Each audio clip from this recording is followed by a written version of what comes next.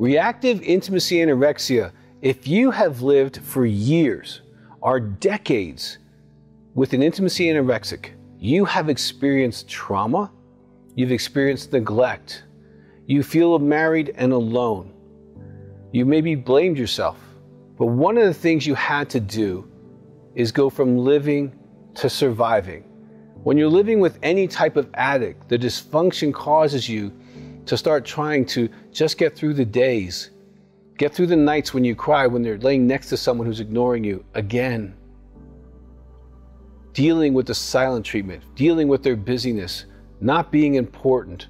But what did you have to do to go from living to surviving? Well, you had to adapt, either in good ways or in not so good ways.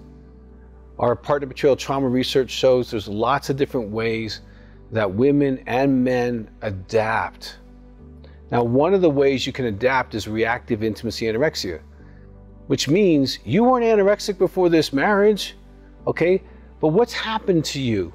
And this DVD can help you understand how, if you've moved in that direction, why you moved in that direction, what you might need to do to start moving away from that, and a whole lot more information.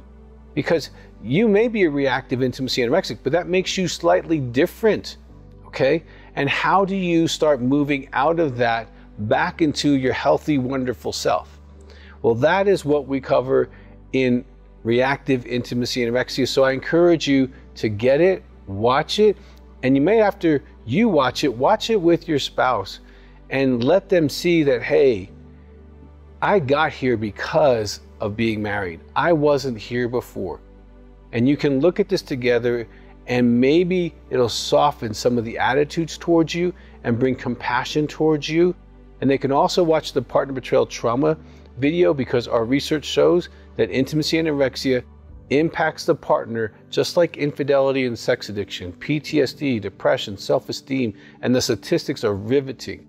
So if you are in a situation with an intimacy anorexic, I strongly encourage you to go ahead and get Reactive Intimacy Anorexia.